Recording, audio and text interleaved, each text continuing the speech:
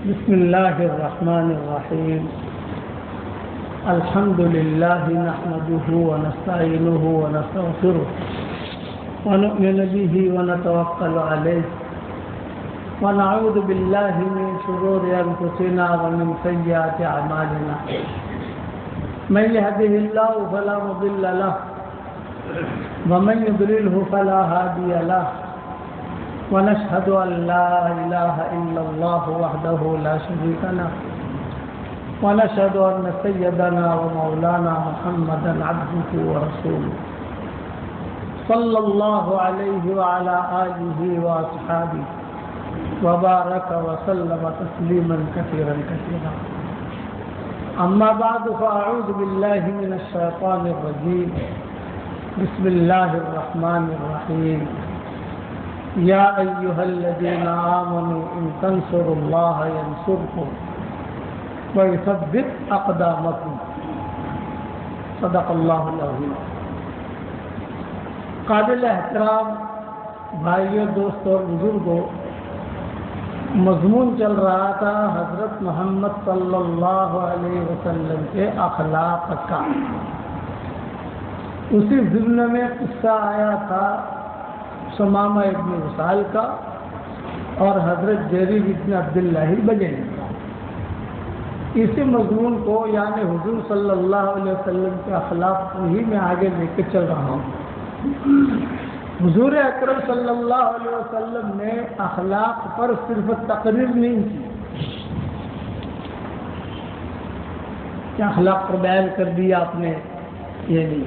امام احمد بن حنبل سے کسی نے پوچھا کہ حضرت آپ نے اتنی ہزاروں حدیثیں جمع کی ہیں. مسند امام احمد بن حنبل یہ بہت بڑی حدیث کی کتاب ہے جو مقبول ہے علماء کے یہاں. کہا اتنی حدیث آپ نے جمع کی ہے، اس میں اخلاق سے کوئی حدیث جمع نہیں کی آپ نے؟ تو امام احمد بن حنبل نے کہا میں نے جتنی حدیثیں جمع کی ہیں 80% اخلاق پر ہے. 80% اور 20% جو ہے یہ نماز روزہ زکوٰۃ حج اس پر میں نے لکھا ہے. اور خود انہوں نے پرکھ کر بھی دکھایا. امام احمد بن حنبل بڑے آدمی تھے، حالات آئے، حالات کو اتار چڑھاؤ تو ہوتا ہے. حضور صلی اللہ علیہ وسلم جو ہے کبھی معراج پر تشریف لے جا رہے ہیں، عرش پر اللہ سے باتیں ہو رہی ہیں، اور کبھی طائف میں پتھر مارے جا رہے ہیں، اور کبھی خندق کے موقع کے اوپر پیٹ پر پتھر بندھے ہوئے ہیں. اسے حالات کو اتار چڑھاؤ سکتے ہیں کہ حالات کو اتار چڑھاؤ تو ہر ایک کے ساتھ ہوگا، اس میں کوئی شک نہیں. انسان ہے اس کے ساتھ حالات کو اتار چڑھاؤ ہوگا، چاہے مسلمان ہو، چاہے بے ایمان ہو، یہودی ہو، نصرانی ہو، یہ وہ انسان ہے تو اس کے ساتھ حالات کو اتار چڑھاؤ ہوگا. یہی معاملہ اللہ نے جانوروں کے ساتھ رکھا ہے، لیکن جانوروں کو اللہ نے مکلف نہیں بنایا، انسان کو مکلف بنایا. پھر کہ حالات میں کیا کریں؟ یہ صحابہ حضور صلی اللہ علیہ وسلم کے پاس آتے تھے، کہتے تھے یہ حالات ہے ہم کیا کریں؟ تو حضور صلی اللہ علیہ وسلم اس کی رہبری کرتے تھے. یہی چیزیں میں نے میری کتاب بکھری موتی میں لکھی ہے، اور یہ چیزیں میں نے ہماری کتاب مومن کے اختیار میں لکھی ہے. تو اتار چڑھاؤ یہ تو ہوگا. تو حضور صلی اللہ علیہ وسلم کے زمانے میں بھی اتار چڑھاؤ آتا تھا. اس اتار چڑھاؤ میں حضور صلی اللہ علیہ وسلم کیا کرتے تھے وہ ہمارے لیے رہبری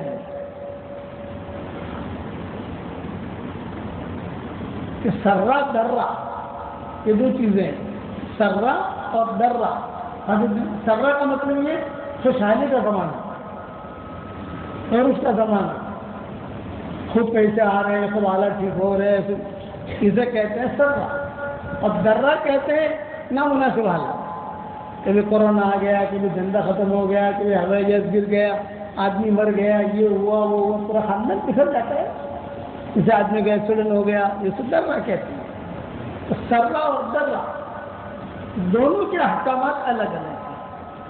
خوشی میں تم کیا کرو گے اور نامناسب حال آئے تو تم کیا کرو گے؟ امام احمد بن حنبل رحمۃ اللہ علیہ پر بہت نامناسب حالات آئے، اس زمانے کا بادشاہ تھا، وہ عام طور سے بادشاہوں کے چوچلے بہت ہوتے ہیں، اس وجہ سے وہ دین کے کام میں آگے نہیں بڑھ سکتے، الا من رحم ربی، کہ بعض بادشاہ ایسے ہوتے ہیں کہ جو اپنے مالیات کے ساتھ اس کے ساتھ وہ اپنی زندگی کو اللہ کے حوالے کر کے چلتے ہیں، جیسے عالم بھی رحمۃ اللہ علیہ تھے، محمود غزنوی تھے، یہ دیندار بادشاہ گزرے ہیں، عمر بن عبدالعزیز تھے، کہ بادشاہ تھے، لیکن یہ کہ وہ اپنی زندگی نہیں بدلی ہوئی ہے۔ ہمارے مولانا شیخ خان صاحب رحمۃ اللہ علیہ تھے، بہت عروج ہوا ماشاء اللہ، ریاض کے بڑے بڑے عرب آتے تھے ان کے پاس، لیکن ہمارے مولانا شیخ احمد صاحب رحمۃ اللہ علیہ کے جوتے کھیڑا افغان سے آتے تھے، سہارنپور کے قریب ایک جو بستی ہے اس کا نام ہے کھیڑا افغان، وہاں سے ان کے جوتے سل کر آتے تھے، وہی پرانے ٹائپ کے، وہ چوچ نکلے ہوئے اور سیدھے سادھے، تو عرب کہتے تھے کہ ریشا میں تو یہی کہوں گا جی ٹھیک ہے، آپ حضرات آئے ہو سب ماشاء اللہ، بڑے بڑے لوگ ہیں، ہماری زندگیاں نہیں بدلتی۔ تو امام احمد بن حنبل رحمۃ اللہ علیہ کے زمانے میں بادشاہ تھا، اس زمانے میں ایک شوشہ چھوڑا، ہمیشہ یاد رکھنا، فتنہ جو شروع ہوتا ہے وہ مسلمانوں سے شروع ہوتا ہے، یہ میرا جملہ یاد رکھنا، مسلمانوں میں آپس میں جو فتنے اختلافات شروع ہوتے ہیں وہ اپنوں سے شروع ہوتے ہیں، بیگانوں سے شروع نہیں ہوتے، وہ اندر لوگ ہوتے ہیں کہ جو ایک شیشہ چھوڑا، ایک شیشہ چھوڑا، ایک شیشہ چھوڑا، وہ ہوا بن گیا۔ تو کچھ لوگ آئے بادشاہ کے پاس اور یہ کہا کہ یہ بہت بڑے امام ہیں احمد بن حنبل، ان سے پوچھو کہ قرآن مخلوق ہے کہ نہیں، بس اتنا سوال کر دیا کہ قرآن جو ہے یہ مخلوق ہے یا نہیں۔ مخلوق کا کیا مطلب؟ پیدا کیا گیا، جیسا آسمان پیدا کیا گیا، زمین پیدا کی گئی، چاند پیدا کیا گیا، سورج پیدا کیا گیا، یہ پیدا کیے گئے ہیں، یہ میری لاٹھی جو ہے پیدا کی گئی ہے، بنی، یہ مخلوق ہے ساری چیزیں۔ اور اللہ کیا اللہ مخلوق نہیں، وہ پیدا کرنے والا ہے، وہ ہمیشہ سے ہمیشہ رہے گا۔ اللہ اپنے بارے میں ہم کہیں ہم تو جمع کا ہوتا ہے، اللہ تو ایک ہے، کہیں ہم نے یہ کیا، اس کو اختیار، وہ کہیں میں نے یہ کیا، وہ تو اس کو اختیار، وہ کسی کے بھی قسم کھاوے اس کو اختیار، چاند کی قسم کھاوے، سورج کی قسم کھاوے، کسی انجیر کی قسم کھاوے، چاش کے وقت کی قسم کھاوے، رات کی قسم کھائے، ساری قسمیں اللہ نے قرآن میں کھائی ہے۔ والشمس وضحاها والقمر اذا تلاها والنهار اذا جلاها والليل اذا يغشاها والسماء وما بناها والارض وما طحاها ونفس وما سواها، یہ 9 قسمیں ہیں، 9 قسمیں جو اللہ نے کھائی ہیں، اس کو اختیار ہم کہے ہم نے یہ کیا تو کہہ سکتا ہے وَلَقَدْ خَلَقْنَا الْإِنسَانَ، ہم نے انسان کو پیدا کیا، اللہ کا وَلَقَدْ خَلَقْتُ الْإِنسَانَ، یہ بھی کہتے میں نے پیدا کیا نا، اپنے بارے میں وہ جو چاہے وہ کر سکتا ہے، مخلوق نہیں کر سکتا، مخلوق پابند ہے۔ تو قرآن مخلوق ہے کہ نہیں، یہ سوال کیا بادشاہ سے، تو بادشاہ نے سوال کیا امام صاحب سے، کہ امام صاحب نے کہا کہ نہیں، قرآن جو ہے یہ مخلوق نہیں ہے، قرآن جو ہے یہ کہ اللہ کی صفت ہے، اللہ ہمیشہ سے ہے، ہمیشہ رہے گا، جیسے قرآن بھی ہمیشہ سے ہمیشہ رہے گا۔ اسی فتنے میں امام بخاری بھی مبتلا ہوا، امام بخاری جو ہے اسی فتنے میں مبتلا ہوا، اور آخر میں پھر انہوں نے کہا کہ اللہ زمین مجھ کو تنگ ہو گئی ہے۔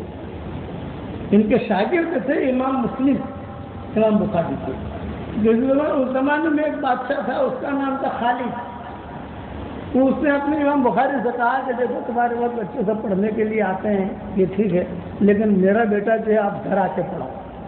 تو امام بخاری نے کہا میں نہیں آ سکتا گھر، جہاں سارے مسلمانوں کے بچے آتے ہیں اس میں بھیجو، کتنا ہے کہ مجھے سامنے بٹھاؤں گا،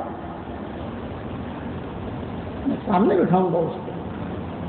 کہ خالد نے کہا کہ نہیں، ان کے شاگرد تھے امام مسلم، امام بخاری کے خاص شاگرد میں تھے امام مسلم رحمۃ اللہ علیہ، جس دونوں نے کتابیں لکھی، بخاری بھی لکھی گئی، یہ بھی لکھی گئی۔ اور جہاں وہ ہجرت وہ خالد کی وجہ سے نکلے، بھی نکلو ہمارے یہاں سے، خیر نکل گئے، دوسری جگہ گئے، وہاں جا کر کسی نے امام بخاری سے پوچھا قرآن مخلوق ہے کہ نہیں، اسی طرح شروع ہو گیا۔ حالانکہ امام احمد ابن حنبل کے کئی سال انتقال کے کئی سالوں کے بعد بخاری پیدا ہوئے، اتنے جو شروع ہوتے کئی سے۔ حالانکہ امام مسلم نے اپنے سارے شاگردوں کو کہہ دیا تھا بہت بڑا امام آ رہا ہے، مہربانی کر کے قرآن مخلوق ہے یا نہیں یہ سوال مت کرنا، امام مسلم نے کہہ دیا۔ لیکن لوگ ہوتے ہیں نا، حضرت موسیٰ علیہ السلام کا جو قصہ ہوا قارون کا، یا قارون بہت بڑا مالدار تھا، تو قارون جو موسیٰ علیہ السلام کی مجلس میں آتا تھا، حضرت موسیٰ علیہ السلام کے قوم پر زکوٰۃ کا جو حصہ تھا وہ ہم سے زیادہ تھا۔ جیسے ہم جو ہے لاکھ پر 2500 نکالتے ہیں تو ان کو لاکھ پر 10,000 نکالے پڑتے تھے، اتنا رشیوں فرق تھا ان لوگوں کو، یہودی جو ہے کہ تم اتنا نکالو۔ تو موسیٰ علیہ السلام نے کہا کہ اللہ کا یہ حکم آیا ہے، ہارون بھی بیٹھا ہوا تھا، تو اس نے کہا یار میرے پاس تو اتنا سارا مال ہے اور یہ زکوٰۃ نکالوں گا تو کتنے پیسے چلے جائیں گے۔ ایک لڑکے کو تیار کیا، یہ تو آئندہ ہفتے میں ایک مرتبہ بیان ہوتا تھا، ہمیں اللہ نے جمعہ دیا اور یہودیوں کو اللہ نے اتوار دیا، عیسائی کو اللہ نے شنیچر دیا، یعنی یہ 3 دن ہیں جو قوموں کے اندر بٹے، جمعہ، شنیچر، اتوار۔ ہم نے جمعہ پسند کیا، اللہ نے ہمارے لیے جمعہ پسند کیا کہ چلو تمہارے لیے جمعہ۔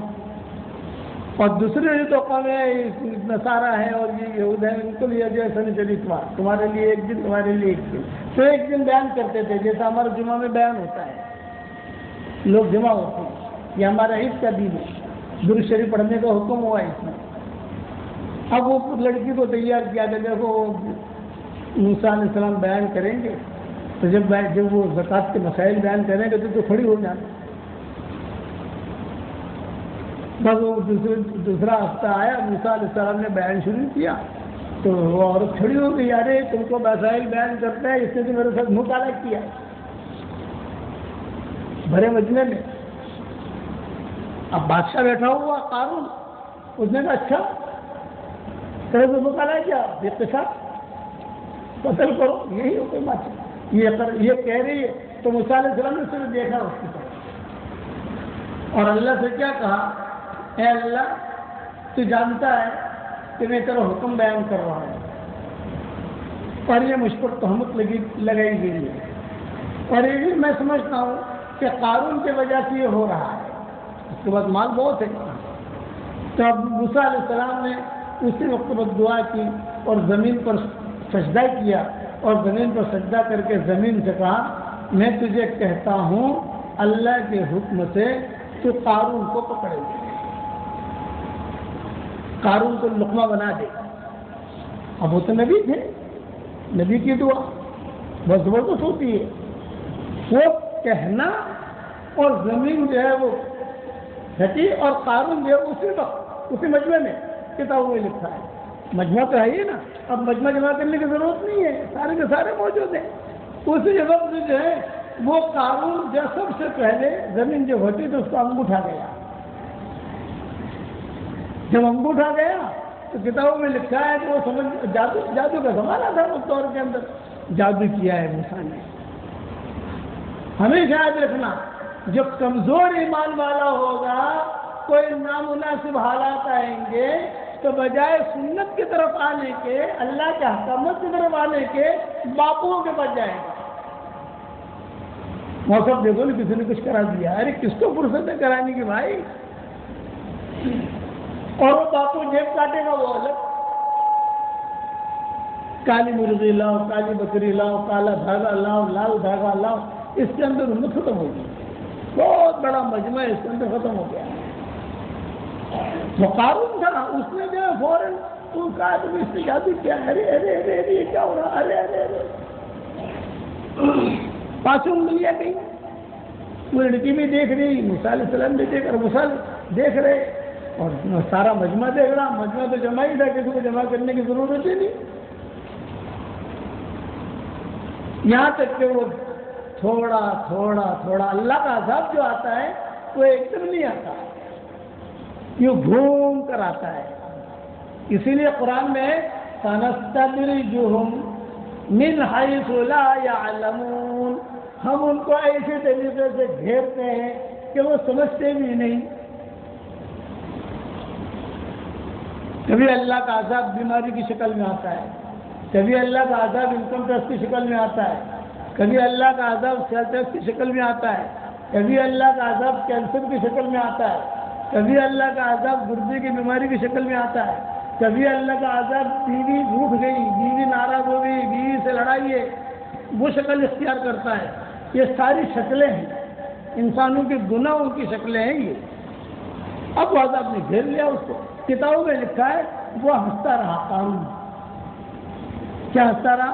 یہ کہا رہے جادو کیا تھا؟ جادوگر کو بولا ابھی تم توڑ کرو. جادوگروں نے کہا ہم توڑ نہیں کر سکتے، یہ جادو نہیں ہے، یہ تو خدائی فیصلہ ہے. آہستہ آہستہ ہوتے ہوتے وہ جب پنڈلی تک گیا، جب پنڈلی تک گیا تو بھی وہ مذاق سمجھ رہا تھا قارون.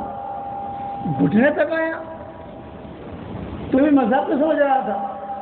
یہاں تک وہ ہوتے ہوتے ران تک آیا تو بھی وہ مذاق سمجھ رہا تھا. یہاں تک کہ وہ جب ناس تک آیا تو وہ سمجھنے لگا کہ نہیں یہ جادو نہیں ہے، یہ کوئی اور چیز.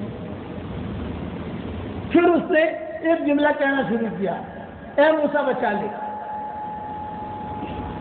وہ سمجھ گیا کہ یہ جادو نہیں ہے، یہ اللہ کا عذاب ہے.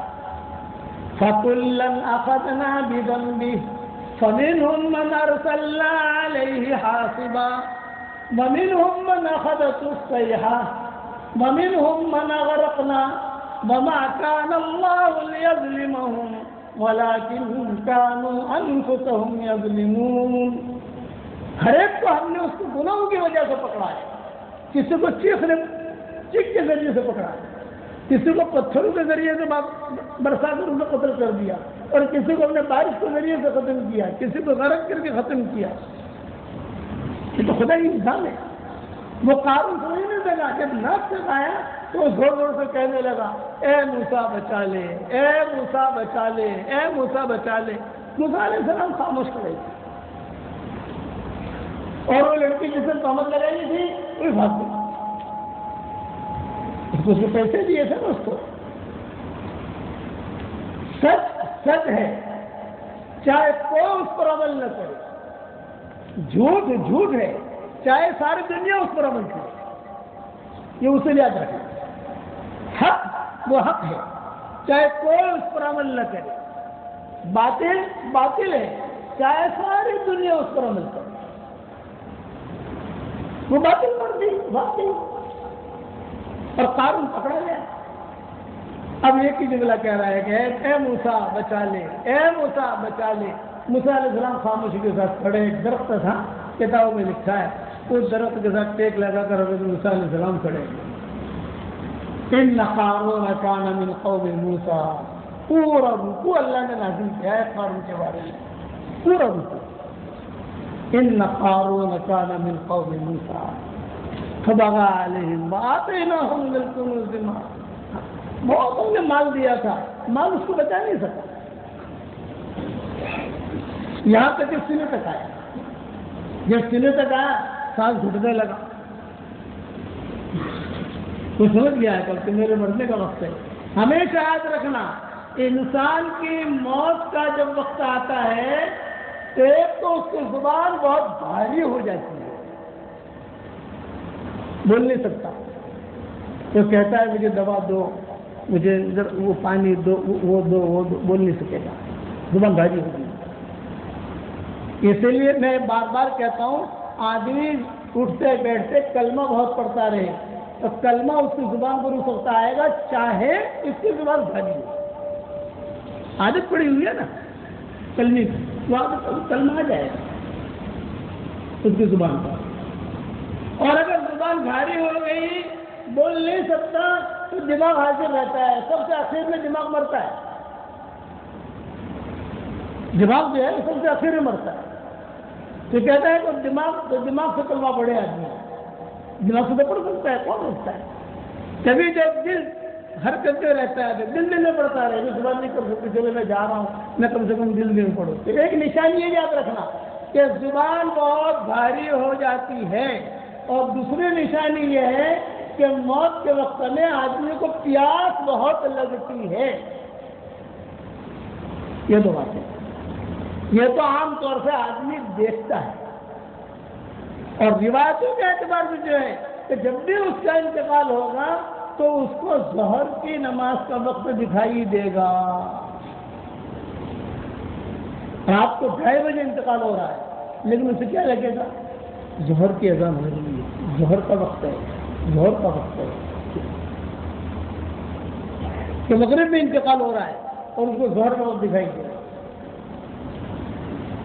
ظہر کا وقت، کہ ظہر کا وقت ہے، وہ ٹائم بدل جائے گا. اب اس کی دنیا بدل گئی.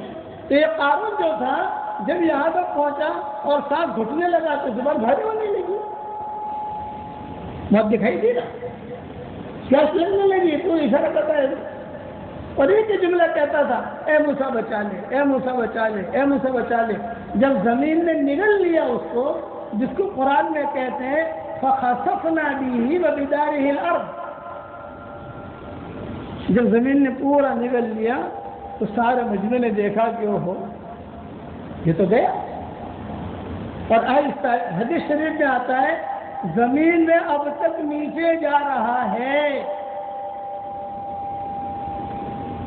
یعنی اب تک وہ زمین میں گیا نہیں، وہ تو مر گیا، لیکن ابھی تک نیچے زمین اس کو نگل رہی ہے. یہ حدیث میں آتا ہے.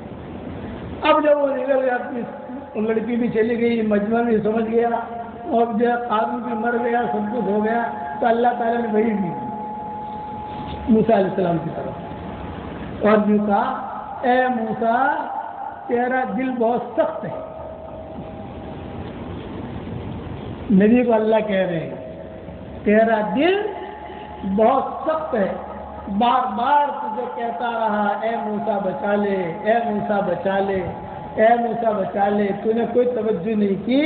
میری عزت کی قسم ایک مرتبہ کہتا اے اللہ مجھے بچا لے، میں اس کو معاف کر دیتا. یہ کرم اس کا، کیونکہ انسان اللہ کا کنبہ ہے. یاد رکھنا. ہوائی جہاز کے جو حادثے ہوتے ہیں، میں آپ کو کچھ اصول بتاتا ہوں. عام طور سے ہوائی جہاز کے حادثے ٹیک آف میں اور لینڈنگ میں ہوتے ہیں. عام طور سے بہت کم حادثے ہوتے ہیں جو پرواز ہونے بیچ میں ہوتے ہیں. عام طور سے ہمارے دوست پائلٹ لوگ، امارات ایئر لائن میں پائلٹ ہیں، تو یہ سعودی ایئر لائن میں پائلٹ ہیں، کینیڈا جاتے ہیں، یہاں جاتے ہیں، وہاں جاتے ہیں. تو وہ ان کو کہتے ہیں کہ آپ اوپر جانے کے بعد پھر جو ہے ہمارا وہ جو ہے وہ چلتا رہتا ہے، ہم سو جائیں گے تو بھی چلتا رہتا ہے، اس میں زیادہ مسئلہ نہیں ہوتا. عام طور سے ہوائی جہازوں کے ہاتھ سے ٹیک آف میں اور لینڈنگ میں ہوتے ہیں. تو کچھ اصول یاد رکھو.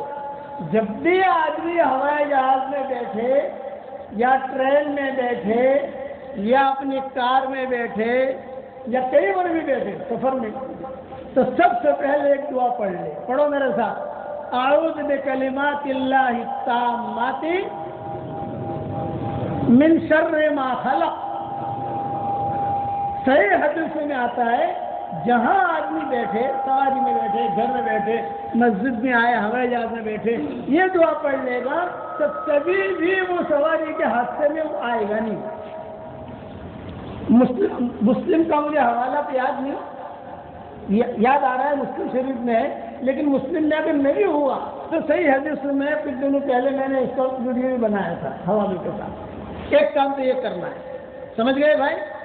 دوسرا کام، جب ہوائی جہاز ٹیک آف ہوتا ہے اس وقت میں آدمی زیادہ سے زیادہ کلمہ پڑھتا رہے گا. لینڈ ہوتا ہے اس وقت میں آدمی زیادہ سے زیادہ کلمہ پڑھتا رہے گا. خدا نہ خاص اگر حادثہ ہوا تو آخر کلام کیا ہوا؟ لا الہ الا اللہ. آدمی صبح جنت میں گیا. من کان آخر کلامہ لا الہ الا اللہ دخل الجنہ. یہ تو صحیح ہے. سنیں میں نے ہمارے حضرت رحمۃ اللہ علیہ کو دیکھا. میں نے بہت سفر کیے. حضرت رحمۃ اللہ علیہ ہمارے والد صاحب رحمۃ اللہ علیہ کے ساتھ میرے ابا سے تو میں نے سنا نہیں, لیکن حضرت جی سے تو میں نے بار بار سنا. ہوائی جہاز میں داخل ہوتے ہی زور سے حضرت کہتے تھے اعوذ بکلمات اللہ التامات من شر ما خلق. زور سے پڑھتے تھے, ایسا زور سے پڑھتے تھے کہ ساتھیوں کو یاد آ جائے. پھر کہتے تھے یہ دعا جب پڑھی جاتی ہے تو وہاں نقصان نہیں ہوتا, اللہ اس کی حفاظت میں آ جاتا ہے. دو باتیں ہو گئی. یہ دعا یاد کر لینا. حوالہ یاد کرنے کی آپ کو ضرورت نہیں ہے, وہ حوالوں کا کام ہم پر چھوڑ دو آپ, لیکن دعا تو کم سے کم یاد کر لو. اور کلمہ, یہ دو باتیں. تیسرا آدمی آیت الکرسی پڑھ لے. آیت الکرسی پڑھ کر اپنا دم کر دے. چوتھا میری کتاب مومن کا ہتھیار ماشاءاللہ سدا بہار ہے, سب جگہ مل جاتی ہے, ہر زبان میں ترجمے بھی ہو گئے, یوٹیوب پر بھی آ گئی, وہ پلے اسٹور میں بھی آ گئی, سب پر آ گئی. وہ آدمی جیب میں رکھ لے. اس میں حفاظت کی ساری دعائیں صحیح حدیثوں کے حوالوں کے ساتھ میں نے لکھی ہیں. حفاظت کی آیتیں لکھی ہیں. قرآن میں کتنی حفاظت کی آیتیں ہیں وہ ساری کی ساری میں نے مومن کے ہتھیار میں لکھی ہے. حفاظت کی آیت قرآن میں حفاظت کی آیت تو بہت بڑی چیز ہے نا. آدمی پڑھ لے تو اچھا ہے, نہ پڑھ سکے جیب میں رکھو گے تو بھی اللہ حفاظت کرے گا. کرو گے انشاءاللہ بھائی. اس لیے گھر میں جاتے ہی اعوذ بکلمات اللہ التامات من شر ما خلق. کار میں بیٹھتے ہی اعوذ بکلمات اللہ التامات من شر ما خلق. اور آیت الکرسی پڑھ کر آدمی اللہ کا نام لے کر شروع ہو جائے. اور ایک بات یاد رکھنا, گھر کے باہر ہم جب نکلتے ہیں تو 2 جھنڈے والے کھڑے رہتے ہیں. وہاں 2 جھنڈے والے وہاں کھڑے رہتے ہیں جو ہمیں نہیں دکھائی دیتے.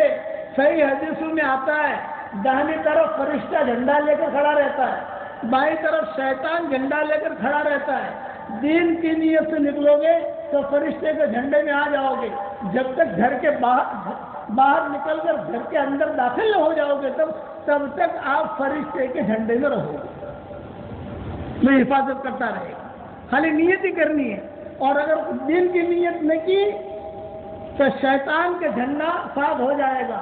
شیطان کے جھنڈے کے نیچے رہو گے جب تک گھر واپس نہیں آتے. تو فرشتے کا جھنڈا اچھا ہے, شیطان کا جھنڈا اچھا بھائی؟ ارے بتاؤ تو صحیح. ایک نیت کرنی ہے. گھر سے نکلو ایک نیت, جو آسان کر کے سمجھاتا ہوں. کوئی مولوی اتنا آسان کر کے نہیں سمجھائے گا. آپ کو صرف اتنی نیت کرنی ہے. پڑھو میرے ساتھ. اے میرے پیارے اللہ, میں تیرے دین کی نیت سے گھر سے نکل رہا ہوں, گھر سے نکل رہی ہوں. یہ ہو گیا. پھر بسم اللہ توکلت علی اللہ ولا حول ولا قوت الا باللہ. یہ یاد تو فرشتے کے جھنڈے کے نیچے آ گیا. کرو گے انشاءاللہ بھائی. بس یہ قصہ امام احمد بن حنبل کا رہ گیا. امام احمد بن حنبل والا قصہ انشاءاللہ اگر زندہ رہے اور آئندہ ہفتے رہے تو انشاءاللہ پورا کریں گے انشاءاللہ. اور یہ ہوائی جہاز والا ذہن میں رکھنا, ٹیک آف کے وقت میں کلمہ پڑھ لو.